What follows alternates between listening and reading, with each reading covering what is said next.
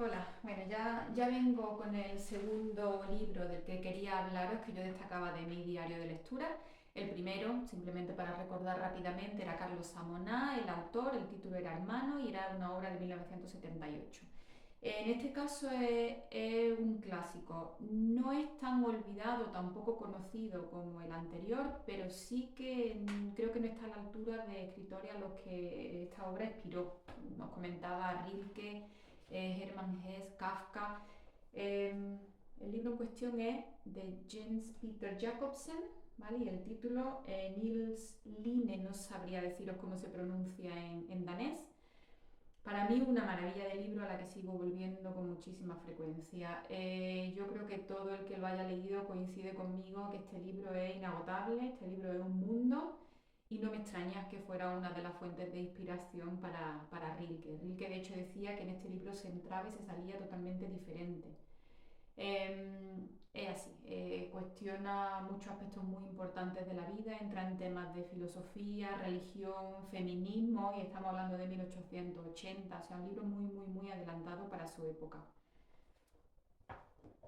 Eh, el autor, el autor fue el máximo exponente del movimiento que se conoció como el naturalismo nórdico, que surge un poco en respuesta a los excesos del romanticismo del que venía esa época. De hecho, el autor era científico, además de escritor y poeta. Él tradujo a Darwin, fue quien tradujo a Darwin al danés por primera vez. Y él en un principio entendía que quizá la naturaleza de por sí era bella, era sublime, no hacía falta adornarla mucho, ¿no? Con excesos, todo lo que le pusiéramos encima era como superfluo. Él de alguna manera intentaba que las leyes científicas de la naturaleza se pudieran aplicar, ¿no? Trasladarla a la poesía, a la narrativa.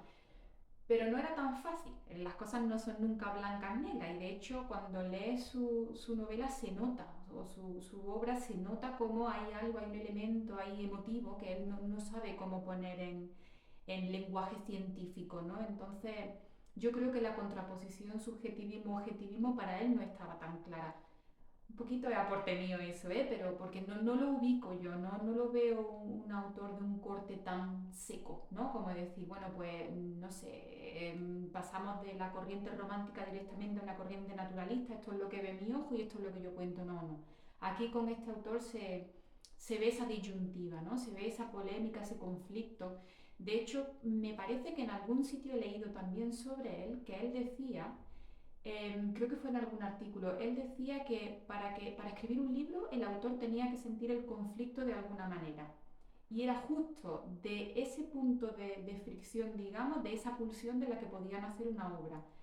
Y para mí que él, enamorado de la naturaleza, como digo, la encontraba ya per se algo sublime, mágico, no había que echarle nada encima, ya mirándola nos podemos un poco deleitar y eso se puede llevar a una obra, un libro, por supuesto, pero siempre hay una parte de dentro que es como que esto, ¿cómo lo explico yo, no? Entonces yo creo que eso queda bastante patente en su libro, en este libro en concreto.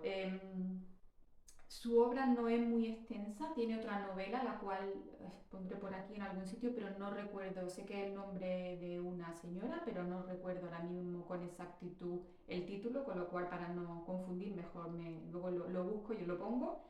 Tiene algo de relatos también y poesía. ¿Qué más yo quería comentaros del autor? Creo que ya con eso, bueno, que se le conoce como un autor que inspiró nuevas formas de pensar el ser humano. Eso ya dice muchísimo. Y ya entrando en la obra, esta obra es un viaje de un intelectual atormentado, un viaje maravilloso desde los primeros años de su infancia hasta el final de sus días. El viaje al completo, digamos, el viaje de una vida, pero como digo, de una vida muy atormentada. Él empieza con un punto de vista bastante más positivo porque su madre, Bertolín, que se llamaba su madre en esta obra, era una mujer muy soñadora, la cual tuvo pocas oportunidades, la pobrecita, de llevar su sueño a la práctica y a fin, ¿no? Pero una mujer con un pensamiento muy desbordado, entonces todo eso lo contagió a su hijo. Ella le llegó incluso a decir, la vida es, o la puedes medir en función de los sueños que en ella tiene, o sea, la vida es lo que tú quieres, lo que tú sueñas, lo que tú deseas, ¿no? y eso es lo que, como digo, le trasladó a él, a su hijo. Y entonces su hijo empieza a vivir su vida, empieza a tener una serie de encuentros en su vida, un montón de personajes, se habla de ellos en la obra, un muy buen amigo suyo, él tiene alguna aventura amorosa y tal, pero el libro un poco es como la... Yo creo recordar que cuando lo comenté en Instagram dije es la desilusión más bella jamás contada, o sea, porque te vas dando cuenta como él parte de A y termina en Z. A era la vida es sueño y Z es la vida no es tan sueño como me la imaginaba, la vida es conflicto. Desde el primer día hasta el último. Entonces, pero es muy bonito cómo él llega a esa conclusión, lo que se va encontrando en el camino. Para mí fue una maravilla y como os comentaba al principio, muchas cuestiones se tratan, creo que lo comentaba, si no lo comento ahora.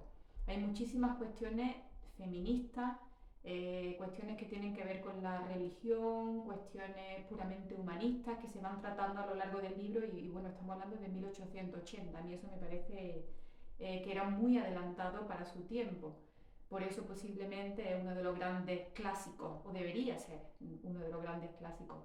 Yo creo que es, lo que pasa es que es poco conocido. Eh, Quería comentar también en cuanto al feminismo, una de las frases que a mí me llegó y se me quedó marcada, no recuerdo si era su madre o era alguna de estos personajes femeninos que van apareciendo en la novela, pero decía como que con una mano la mujer se la ensalzaba, ¿no? Se la encumbraba y con otra se la estaba ahogando al mismo tiempo. Insisto, 1880, increíble, que en muchos aspectos todavía no estemos tan avanzados, ¿no?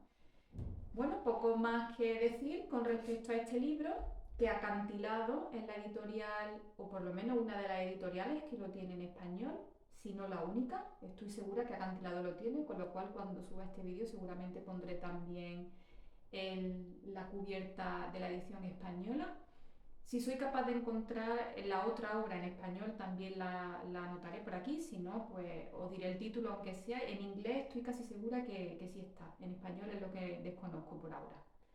Y nada más, creo que esta vez sí me he limitado a decir lo que tenía intención y lo he hecho bastante cortito. Así que bueno, cualquier cosita que me queráis comentar, yo encantada. Y ya no sé qué siguiente vídeo subiré, pero ya se me ocurrirá algo, espero, interesante. Y ya está. Nada más por ahora. Muchísimas gracias por estar ahí siempre. Un saludo. Adiós.